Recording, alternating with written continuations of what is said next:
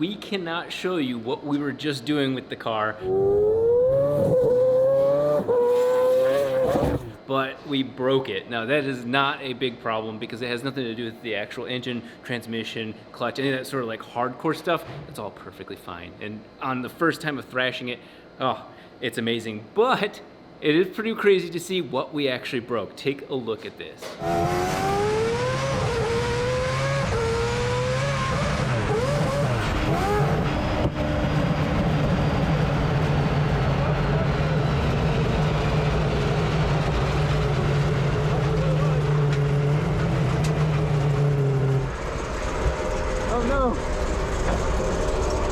I must have no transmission.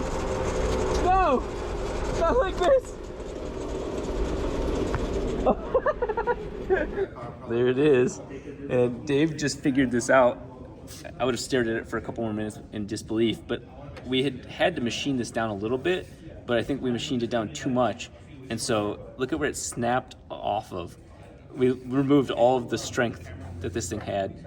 I take blame for it because we tried making this thing work for this Corvette hub. And so I believe, with learning and personal growth, I believe we could make it better, not take so much material down. Because the goal was to take the material down to be the inside of the splines, because that's what we thought as you go in. You see the splines right there? That's what we're afraid of hitting. And that's what happened before, is that this wouldn't go all the way down in there. Now it does. The good news is that you can see the splines don't start immediately, so we've got a lot of room here to add material kind of back to at the very least, to the outside of these splines. Because you see, this is wider than the inside of the spline. So we at least gain, whatever, 20 thousandths there. Dave is definitely gonna help make that way better, but how crazy. The thing took a beating, and thankfully with the way this is designed, it hung around in here with this little nose right there, so we never were in any danger. But unfortunately, it did trim my speed sensor. I'm gonna machine like a little channel, so that way those can hide in there. Not just for this, but in general, with the wind and everything. This is the piece that broke, and look at that. That was all that was holding all that power, that lip right there. Now, I asked the machine shop to take this piece down, and they did what I asked for, but I didn't know enough, and they didn't evaluate the situation enough that they were making this so that this would fit inside of here, and this bigger lip that's right here would no longer hit out here. So simple enough, they machined it down, but they machined it down so much. They did leave a taper, so I'm pleased with that. That part, I don't think it was a bad machine shop, I think it was just bad discussion. So the issue is, I measure the inside of here, so how much should they have cut it down to, right? So it ends up being like 1.46. Something had to be done, right? Like, it's not gonna make it over there. But when you look at how much they actually took off, Whoa. that shows you all that structure, all gone. So 1.4 to 1.3, yeah, they took over 1/8 of an inch of material off that was very critical to that. We've learned, we're gonna go ahead and replace both of them for safety. These are very expensive now. This is $630 a piece. It shouldn't be, but I think that you can get away with that right now because the way the economic crisis or whatever excuse people have for why new things are costing more. But we are going to take this down halfway to the newer number, the wider number, and we're going to leave the rest. And the reason why is the axles are slightly shorter than they should be. And so that's one of the things that really put a lot of stress on this and broke this time, was that I forgot to tell Isaiah that it was still, even with the whole thing all done, it still should have only been to here. So Isaiah was torquing this down, and it was torquing it, and it never actually got in to that point because he torqued it and it was just under stress the whole time. So the rear axles were under pure stress. And so all it took was the combination of both acceleration and just real drive and hitting a bump. So it really extended the axle. And instead of breaking like a C-clip that was holding the axle pieces together, this makes sense why this was the weakest link. Thanks to my buddy Kev, he has hounded me nonstop about cold starts. And I will tell you what, I had saved 50% fuel. I thought maybe 300% fuel was needed to start a cold engine. It's closer to 1,000%. So we're gonna test 1,000%. Each time I add a little bit more fuel, it starts easier and easier. So we'll see if this is my magic number.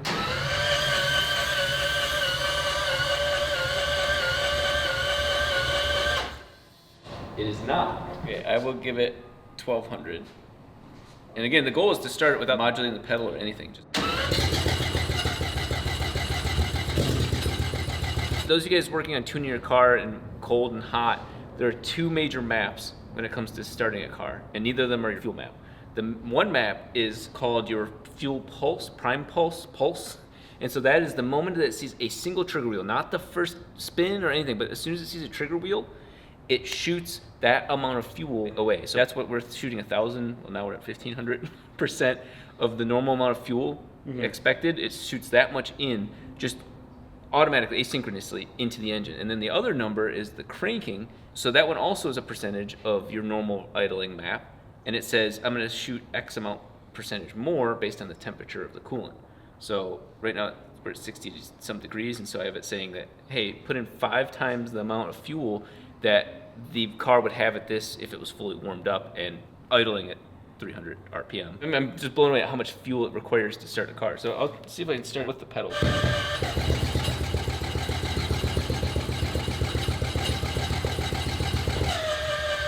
It's getting over the cranking RPM and it's going back into the normal map. So it's like, and then it cuts all the fuel back out. That's because the wasp starter is so badass. Well, the wasp starter's actually so badass, I have to tell the computer, hey, starting RPM is actually higher. Ah, that makes sense. Because as soon as it gets past the starting RPM, it goes back into the normal map. Where this option is at.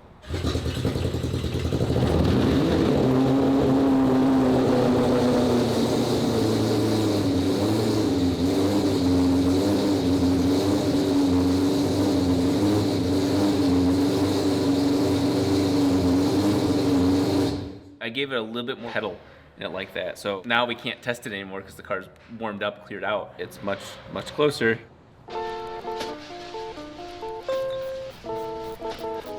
This is the piece that holds to the side of the motor, and the alternator holds from that, so it's been removed since the last shot.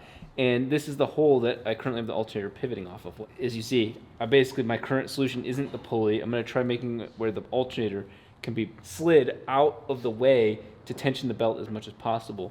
Unfortunately, just the shape of an FD alternator, it doesn't work well with us having an oil pump, a steering rack. It's just difficult. So what I'm gonna do is I'm gonna machine out about 0.2 inches up at this angle, so that way we have a slot for the alternator to go further away from the other two belt pulleys, and then ultimately tighten the belt that little bit. I took the other belt, pulled it, and it was within that range. So hopefully that is our way of solving this all. So we're gonna chuck this into here. We're gonna use the manual mill just because it's just such a very manual process. You like that? You like that? Yeah, I was waiting for. I was cracking myself up thinking that. I wasn't gonna give it to you. Yeah, I know. These guys don't know comedy. And so my problem is that I'm not exactly sure which tool I'm gonna use. This is like a good go-to 1/2 inch, but I also made sure that the whole diameter was the diameter of the bolt. Maybe I'll just send the 1/2 inch in. If you don't have that fully tight, as soon as you let go, the whole thing falls down and breaks on the table, and you're out $50 plus. Somebody before me was a hands-on learner with this, and you can actually see it. If you leave that on there, that's the spindle, and it, boom, hits the side of the motor and dents it. You can see a wear spot on this thing. It's hilarious. Oh, wow.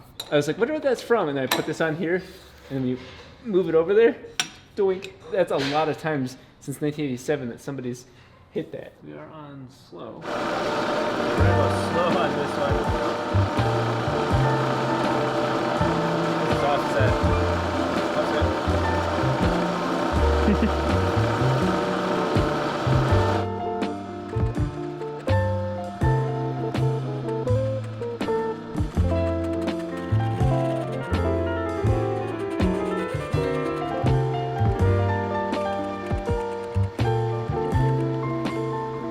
Since that tool isn't long enough, it hurts me to use my good set of tools, much longer, cleaner piece. The reason I don't like mixing the tools is because this one's all set up perfectly for nice clean bearings. The whole system doesn't wobble like that one does, so the tools don't get chipped. This is probably the beginning of the end for this tool, to be honest, because now it means that it's in an environment where it might take too much of a bite one tooth and too little of a bite the next. It starts chipping the tooth, even though this is a nice carbide piece. So there's these little scoopers on the ends of them, and the little tips of the scooper breaks off. It's actually the exact like length of the flutes.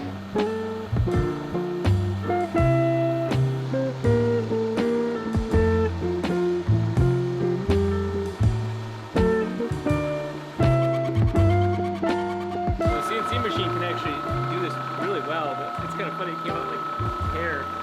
I'm trying to shape the entire side of it all at once. It's like hair because I can't control how fast I go into the material. It doesn't even look like aluminum. At least the side of that tool is getting some use though. I'm gonna go a little bit more this way and then we're good.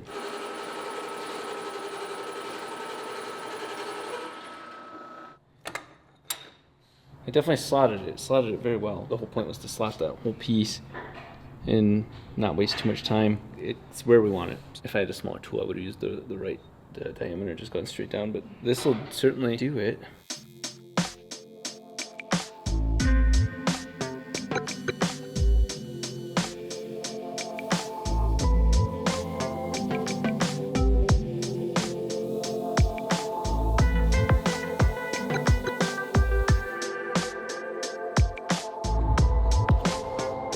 Wedge underneath here.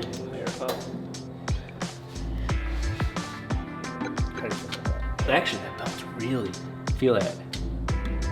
Yeah. We have slotted all those different parts, and we're currently holding it in place, a better place, really. So look at this deflection that we've never had. Now, there's a kind of general rule of thumb that for every inch between these two slacked parts, so from this pulley to this pulley, for every inch, you want it to be able to deflect a 64th of an inch. So it's a foot across, so 12 64ths ends up being 3/16.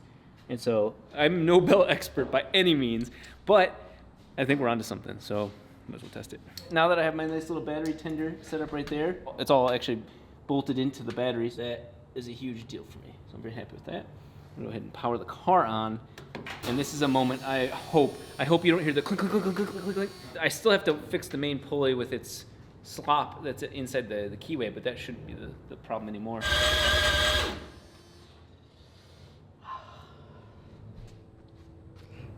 Oh boy, he's gonna get it one day. Just not today.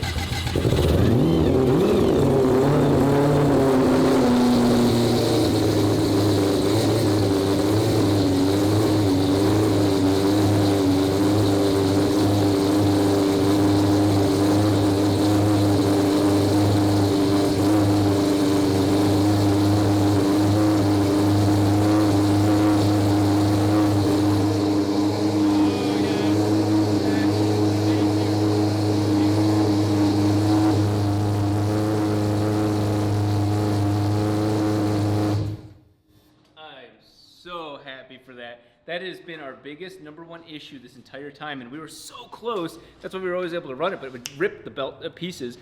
We have good alternator voltage. We have great. Yeah, it did that to me too. I'm gonna cry. It's so good. Oh, that's the unburnt fuel. I think I'm flooding it. I don't know. I gotta balance the two out, but regardless, it actually still starts without lighter fluid, and then now it starts really easy. So I'm happy with that. But finally, we can leave the damn thing running, idling, without a single concern. It's so amazing that the belt works now. It worked. Roger.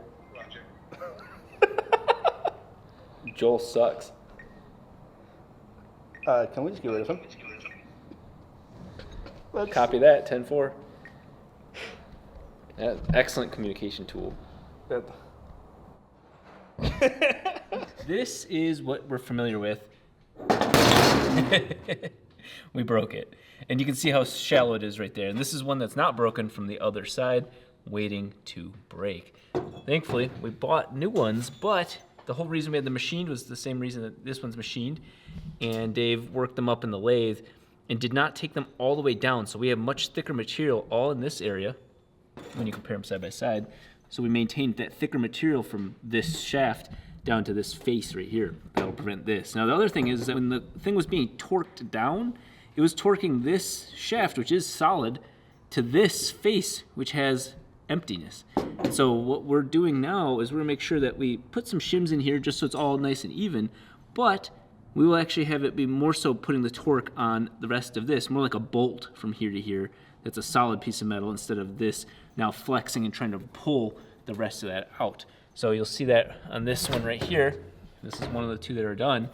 We don't have the shims in there, but you can see that that's pushed together. It's actually sitting on that taper, right, like this. It's the inside of that wheel bearing is sitting on that taper, and that's where it's giving a lot of the ability for this to now be torqued down. It's not pulling the little butt plug out against this face. We're doing a little bit of everything to make sure that we can make this as rock solid and really like a tank as possible. These, I think, will do a pretty damn good job. I'm so confident in my cold start ability that I was like, yeah, let's film it, because Joel asked if we want to film it. And anytime this car's running is filmable. I'm not actually that confident in my cold start. I'm getting there. Now, if it doesn't start on the first time, when it won't, we'll use the Valvoline. It's a crutch. I'm sorry, Valvoline shouldn't have made such a good product.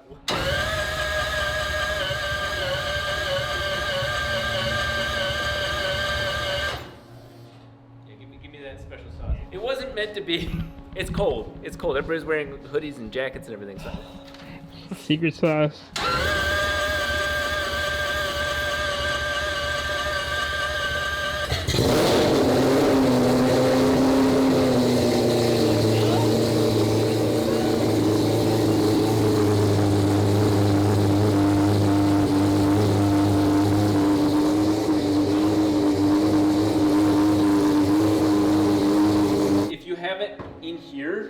It is physically painful.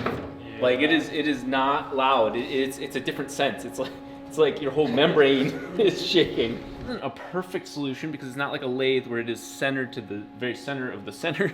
This is a machine that X and Y. I have these little jaws that you make out of aluminum. I have them with the correct diameter. Here's where my error is introduced, is that I'll tighten it in there, but you are now making an oval. Even if it's a couple thousandths, it's still an oval. Too tight, you oval it out. Too loose, you start chewing up the thing and it vibrates out. I've read the program, straightforward. So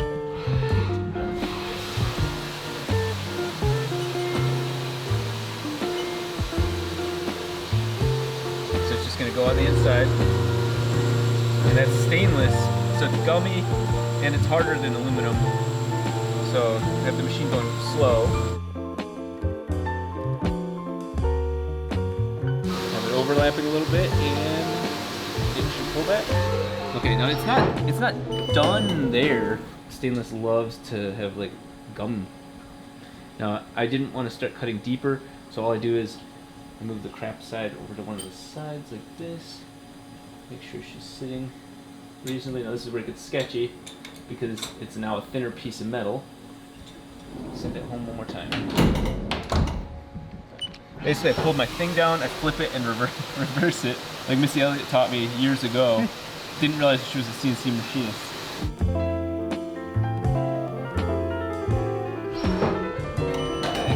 Okay, get the right size diameter, and I've got a little bit of material to take off here. Now, I saw a TikTok last night that said that this was the most dangerous tool in the shop, and I really must be using it wrong because I have never once gotten close to hurting myself with this deburring tool.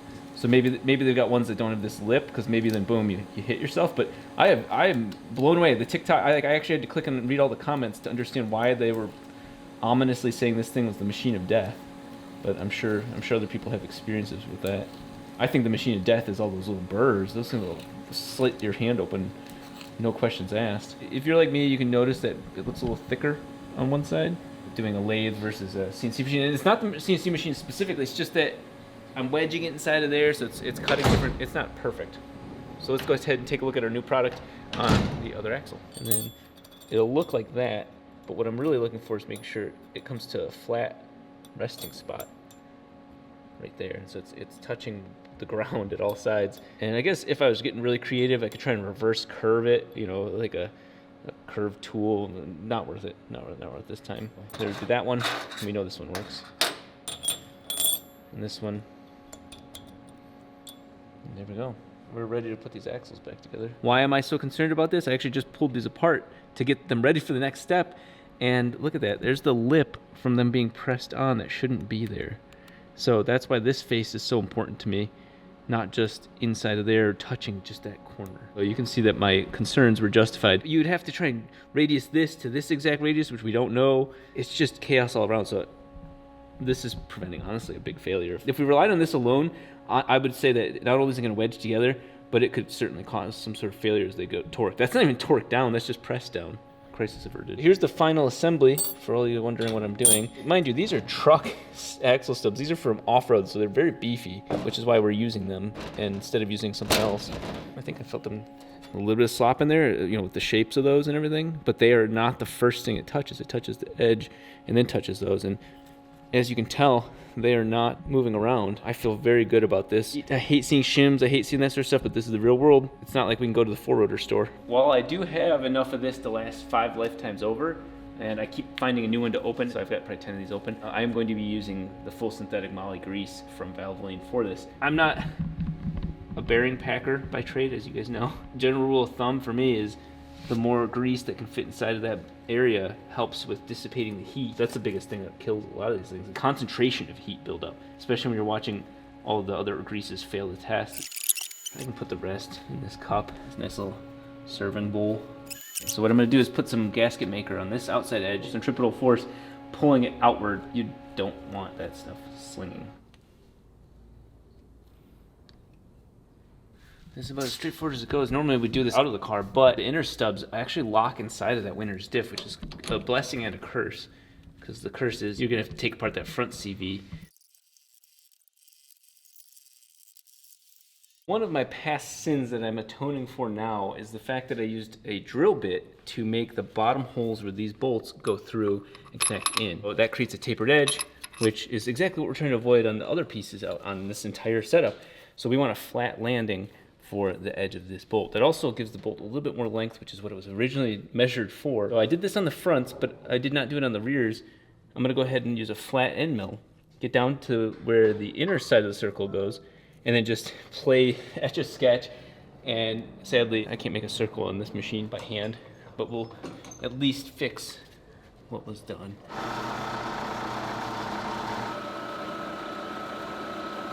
So with those now flattened, we have a much stronger, more stable base. Not that these actually were an issue. Prevention. That one was cut lower from before, but that's okay. There's plenty of material there for that to hold on to. You can see a little bit of me doing it by hand every so often, hitting the wall. Not a huge deal. I also cut this notch out for the wires for the ABS because those, they're gonna get screwed either way, but at least there's a place for them now. Checked all these bolts, checked all the threads on these. This piece is made of 70-75 aluminum, so it is much better for threading than 60-61. The toe links, the lower control arm, upper control arm, you can see a little bit of galling, but the threads are still intact. But it looks like somebody tried threading one of them slightly off, like the bolt itself. So I've just got to be very careful of that because my life's in the hands of these parts right here. We can now reinstall the Corvette 01 rear hub. You can see what happened to the speed sensor there. So this goes on this piece, insurance policy. And Tang actually makes this really nice bit right there. Because I absolutely hate Allen heads.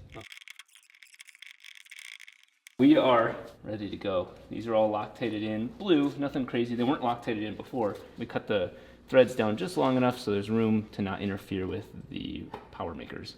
So they all have a couple threads outside of that. I feel good about that. So here comes the most critical change to the whole system, and that is the fact that these have this fatter edge right there. So I'm gonna put a ring on it, and you can see from the side, that ring, if you just push it just a little bit, it picks up. And that's the point, is that it is the exact width of that taper, like we said earlier. And then this one is the one that is not press fit, but it's pretty close. It's pretty good for a CNC machine in a couple minutes of work. This is, in my mind, a test fit, because there could be anything else going wrong with this, but we're gonna go ahead and put this on here. So this will take some finessing. That's quite solid. But my concern right now is just looking at the facts of the situation. We're actually going to test this with the tire off, but it's making sure that the axle isn't too long enough now because we've added an extra 1/4 inch of length. That's something that if you guys are watching this like, oh man, that's my solution for my car. Probably not, to be honest, because this is custom axles on top of just weird problems. So the most important thing is we'll get this one on, the bottom one on, and then I'm going to take a jack and get the axle to the shortest point, which is flush with the center of the diff, to make sure it's not trying to pop out, because that means the axle is being forced in there and we've made it too long. Now with the upper and lower control arms on, I don't have the toe link on, so you can actually turn the rear wheels. We can have our little Hickus all-wheel drive steering someday. What I'm looking for is any sort of major binding up. Now I should be able, when I push this up, so right now, see the center of the diff? See where this is? They're further apart. Once they're straight in line with each other, that's gonna be the shortest distance for this axle, and I need to make sure that the car doesn't do something stupid as soon as I jack it up to that point. We're fighting the spring, so it's gonna start picking up the car at some point. Should be at ride height to start to think about lightening up the car. There you go. I'm gonna spin this again. And not that it's gonna like stop spinning, CV joints are very pliable like that, but my fears are no longer worried about. And so the issue was when the tire went so far up, it extended the length of it, put extra pressure on that very weak spot. Combo issue, I think because of the combination of things that we did, the way we machined it and the way we put those spacers on there, I think this issue is resolved. With all of that done, I feel confident putting the axle nut back on. Some words about it being all done. Isaiah asked me, he asked me to say it. Really happy with how this all turned out. You can see that this is visually the same on both sides, so that we know that both sides are the exact same lengths, hidden behind that brake rotor, all the other weird shit in there. Both sides don't bind up. All in all, really good about what we're about to do. So we're gonna go ahead and do my favorite part, which is put it down on the ground, take it for a test.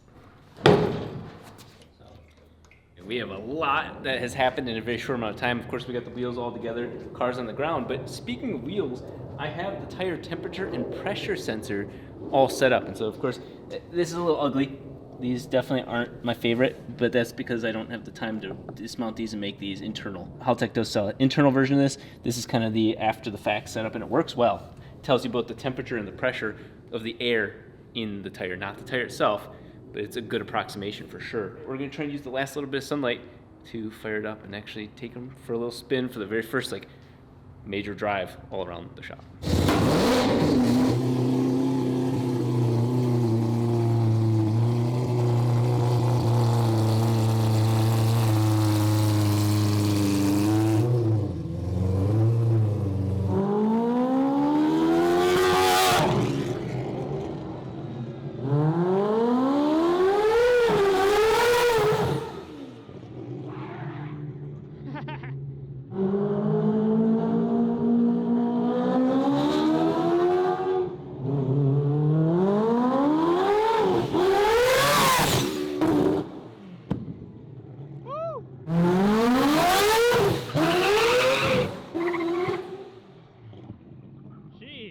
How you feeling?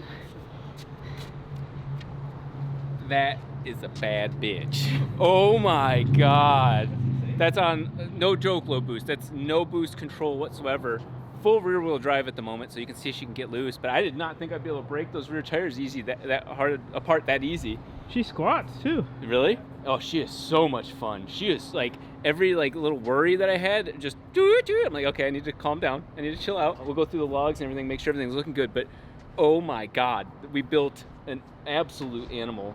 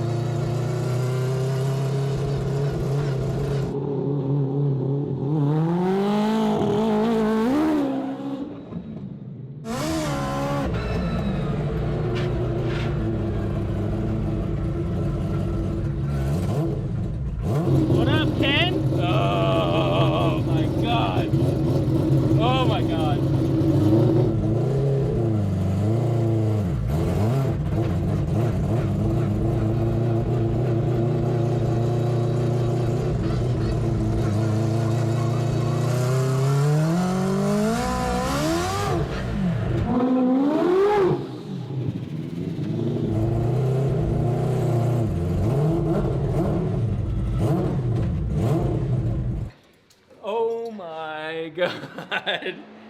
I am one with the car. I am connected with that car. We need to do it in light because that's some pretty sketchy Yeah. shit. But I have control over that car on these wheels. Yeah.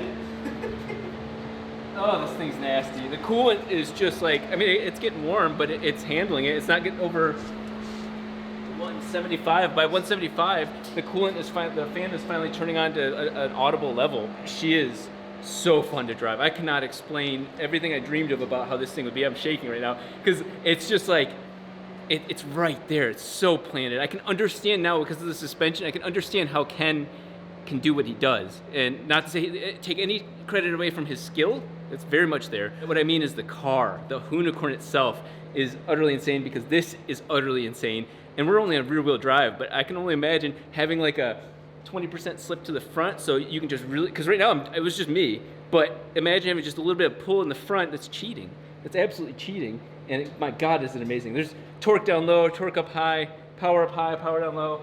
Oh my God, what an incredible machine.